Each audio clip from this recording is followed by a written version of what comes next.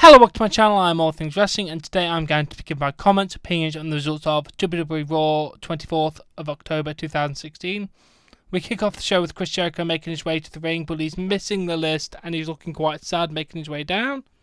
Jericho says he has some terrible news that he needs to share with everyone. The scheduled triple threat match has been cancelled until further notice. He said it is a catastrophe and something terrible has happened.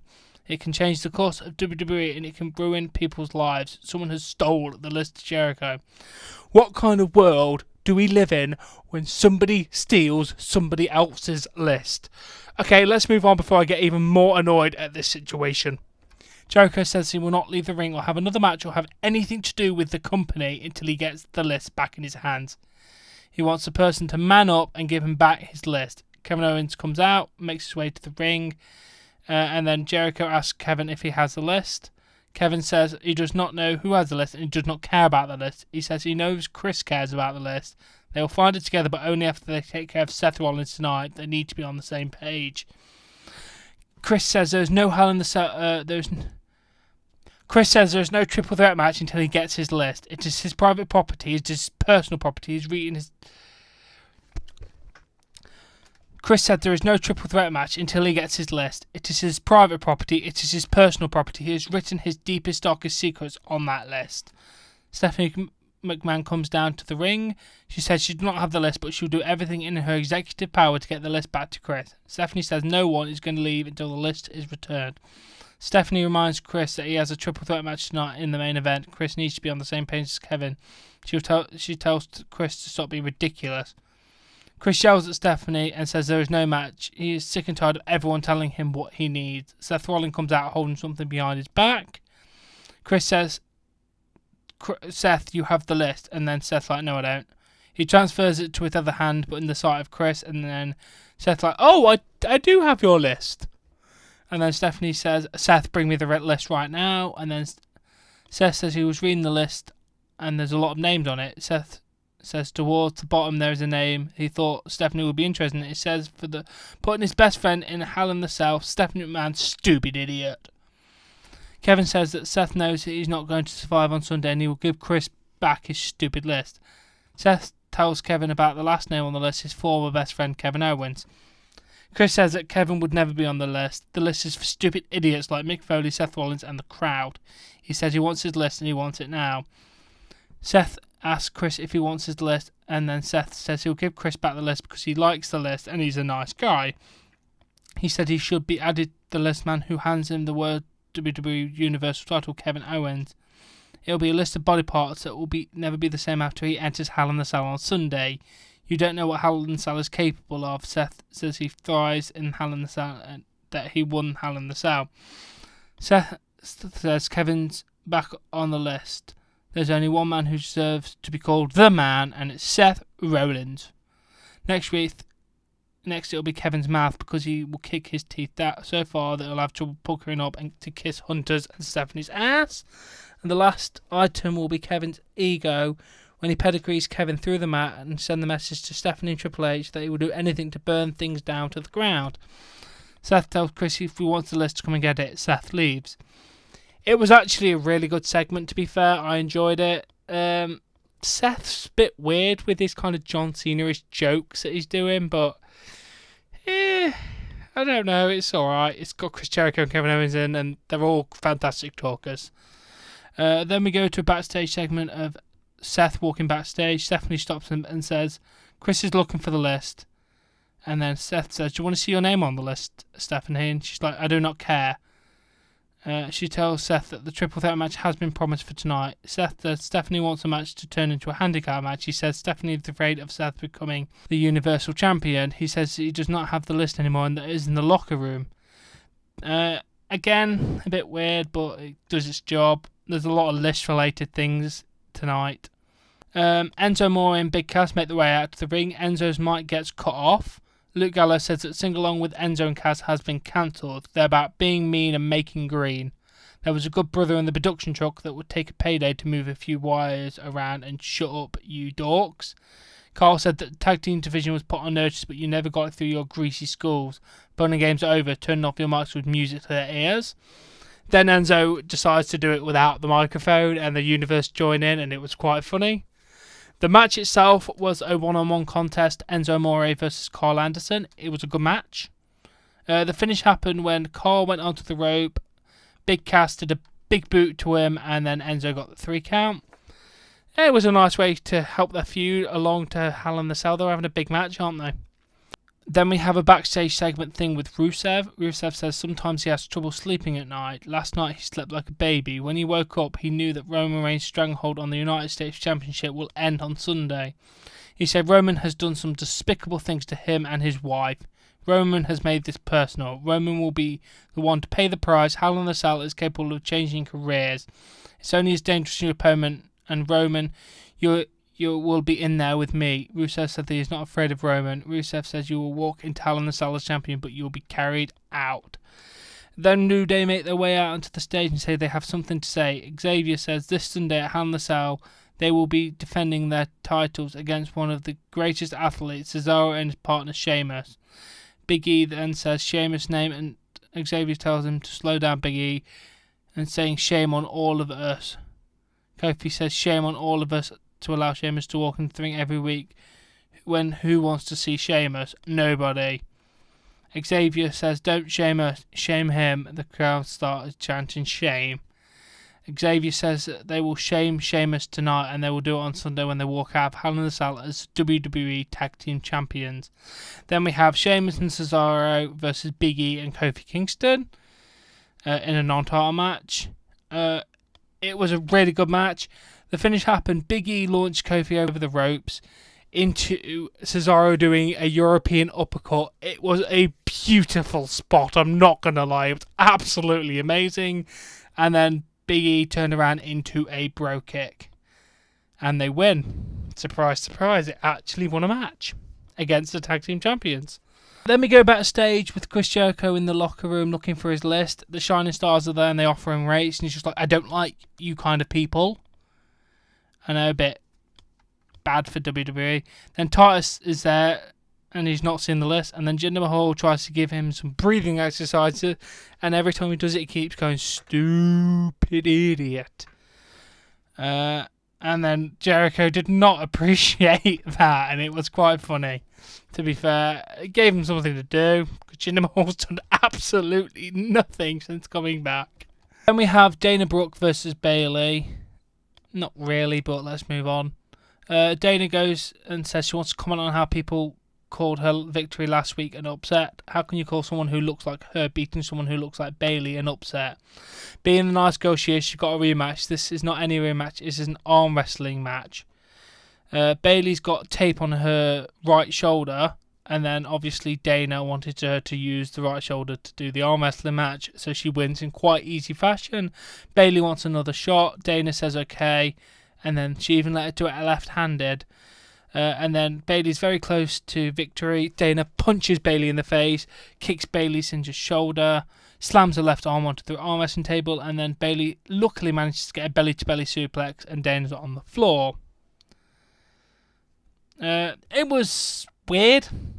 That whole segment was weird. I don't actually want to comment anymore. Let's just move on. Then we go backstage with Chris Jericho looking for the list after searching the locker room. Chris says to Stephanie, help me find the list. And she's like, what will you do? Put me on the list. And he says, we've never had a crossword in 16 years. She says Seth is trying to play you two against each other. She says that she is preparing for Hell in the Cell and to get the teams ready for Survivor Series, and Chris says no list, no match. And Stephanie says she has to think about what to do if someone does not do what their boss says. So if you don't wrestle tonight, you are suspended, Chris Jericho. Which made Stephanie go back to a mega heel again. Why is she such a flip-flopper of a heel and face? She has more turns than the Big Show. Then we go to Curtis Angle in the ring. He said he did believe in Bo last week. But after what Bo did to him, he had to reevaluate what he believed in. He went back to his roots. His roots run deep in Minnesota. He says he's carrying the legacy of Larry the Axe Hennig. He's carrying the legacy of his father, Mr. Perfect Kurt Hennig.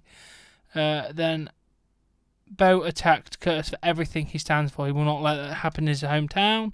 So we have a Kurt Axel versus Bo Dallas match. Bo manages to roll him up for the 3 count. Very bad booking decision there, in my opinion. I know you can't really derail this thing, but at least have a count out or false finish or something. Just for Curtis to get beaten in his hometown, it's just kind of a slap in the face. Then Chris is still looking in the backstage for his list. Someone says they think they saw someone with a list right around the corner. He sees Braun Strowman over in the list. And then Chris asks for the list and says, say please. So he says, can I have the list, please? And then he says, I do not see Sami Zayn's name on the list. And then he walks away. And then Chris just screams, Sami's name is on page 4. And then he says, for you touching my personal property, you made the list. That's how I know Sami Zayn's on the list, because after their rivalry. And then we have Roman Reigns' comments in retaliation to Rusev's. He told Rusev that he is going to Hell and that he's taking Rusev with him. Rusev is trying to tell him what it is like to be inside Hell in the Cell. You have never been in there. You have never been sent to the Steel. You have never had the cell engulf you. You do not know what it's like to win Hell in the Cell. But Roman says he has. Rusev, you said you've made this personal, but he has not done it yet. It's one thing, the United States Championship, and he takes it personally. He tells Rusev that he will see him in Hell. Then we have Golden Truth with Mark Henry versus the Shining Stars with Titus O'Neil. Kill me now. Goldust and R-Truth hit a flat chuck and a lie detector combination for the 3 count. Then we have Mick Foley in the ring. Mick says the great thing about WWE Superstars is the moments becomes immortalised. That can happen in 6 nights in Hell in the Cell. There's a triple main event featuring the first woman Hell in the Cell match. There will be a historical contract signing for this match. Charlotte comes out, then Sasha comes out. Charlotte pushes the chair away and so does Sasha. Mick says, from the moment you two entered the Performance Center, you have been breaking through the glass ceiling and you've shattered every expectation of women's wrestling. You might say that Hell in the Cell is too barbaric for women, but this is a new era in WWE where women can accomplish anything. He said that when you sign the contract, there is no turning back. The match and what comes with it will happen. Sasha says she has never been more ready in her life. Charlotte wants to know where to sign so the title can come back to where it belongs, the shoulder of the Queen. Charlotte asks for the contract, and Mick doesn't give it to her. Mick says he hears Charlotte, and he says he needs to hear him. He says you don't know what you're getting yourselves into stepping in Hell in the Cell. Sasha says she is a student of the game and she has studied every Hell in the Cell match in the WWE Network and she knows what to expect. Mick says you have no idea because once the cell comes down from the ceiling, it is not a cage. It is a living and breathing entirety. It will stay with you for the rest of your life. When you are in the cell, you face not one opponent but 2. Your opponent and the cell. Charlotte tells Mick and Sasha to listen to her. She has conquered everything that she is coming her way. She was the first to touch that title because some second-rate talent currently holds the title.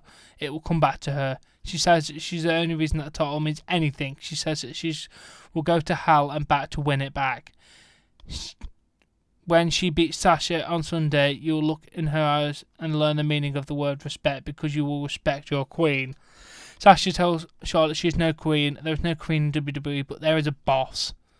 Yeah, it's Vince McMahon, but Sasha, why not? You might be the first, but Sasha will be the greatest woman champion of all time. She says she knows what might happen in the match, but none of that matters. All that matters is the woman's title.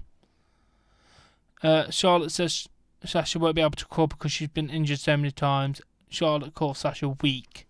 Sasha says she's walking into the Hell in the Cell Women's Champion. She says that she's never backed down. She's not afraid to step inside the Hell in the Cell with Charlotte. Charlotte says she's not afraid. Mick said you should be afraid. He walked in a man, but he walked out of a shell of a man. Look at the pain that he shows when he walks. It's because it hurts. Mick says he has not got a hip socket. He suffers from because of his decision he made in the matches in the cell. When you look at him, you are looking at his future. Mick says he has known Charlotte since 1991. He knows about the history between him and her dad. They both agree about Charlotte.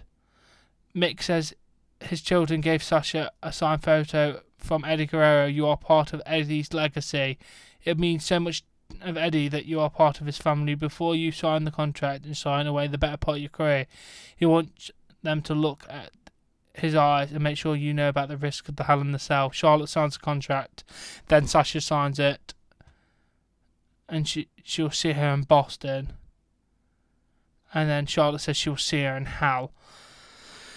That was an amazing segment. Nice to see Mick kind of getting passionate about something again. The women look strong. Everything's going quite well for them at the minute.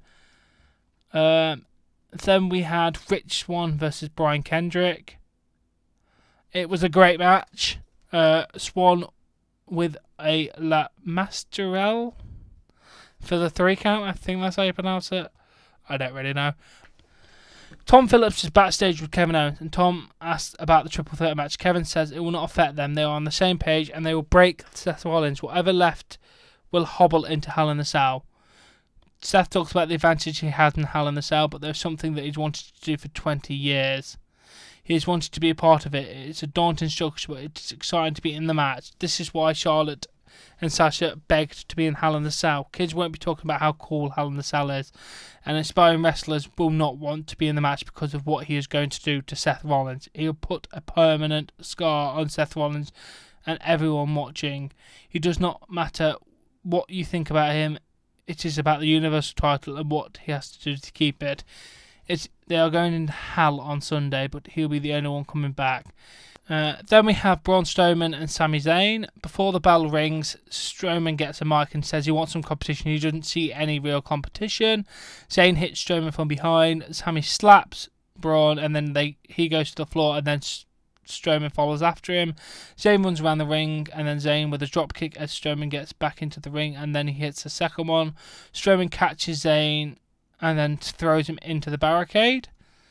Strowman walks up the ramp and Zayn gets back in the ring. He wants Strowman. Strowman sees Zayn on the Titantron. Strowman looks at Zayn and then goes to the back.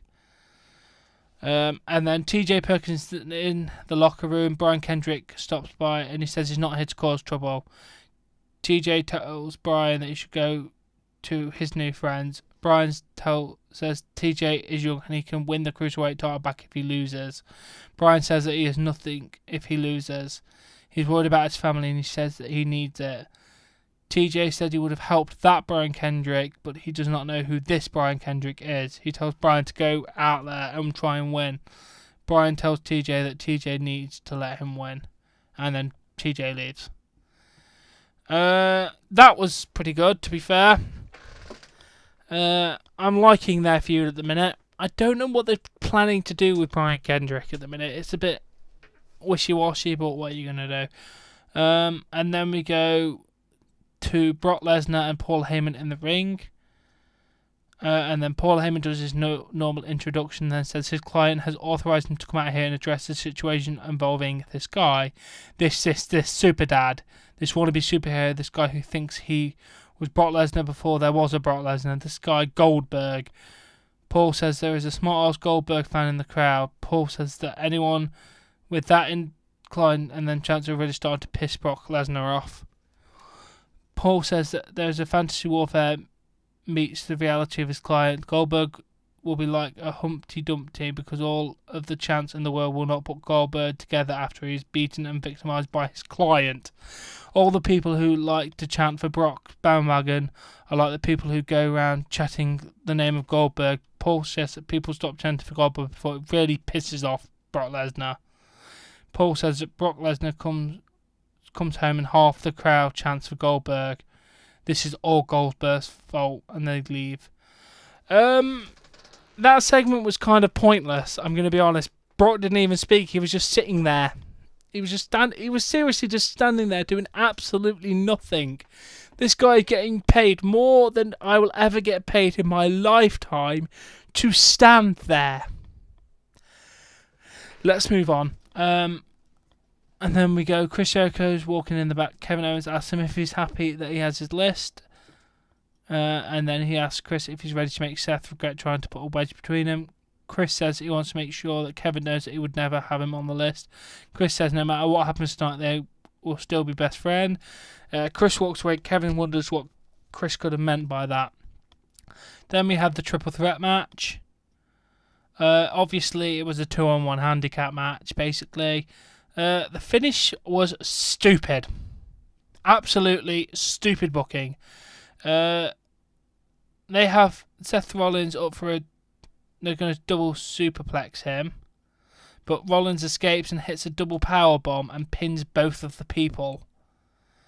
Seriously, what in the hell is your booking decision there, WWE? Owens turns his back after the match. Owens kicks Rollins and Jericho punches Rollins. Jericho with forearms, and they send Rollins into the steps. Chris Jericho disappears after this for some reason. Owens turns his back and heads back up the ramp. Rollins gets up and attacks Owens. Owens goes back in the ring and Rollins attacks Owens again. Security then come in and try and hold Rollins back. Owens manages to get an attack and then sends Rollins into the ring post. Owens then does a massive power bomb onto the ring apron. It looked absolutely painful. Seriously. It absolutely looked like it killed Seth Rollins' back so badly. Overall, this Raw wasn't too bad. I enjoyed it. It didn't feel like that much of a good go-home show, though. But what you gonna do?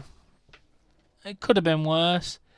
And then the next Raw is on Halloween. Oh, God, I have to do that. Okay, anyway, I hope you enjoyed this video, and I'll catch you later.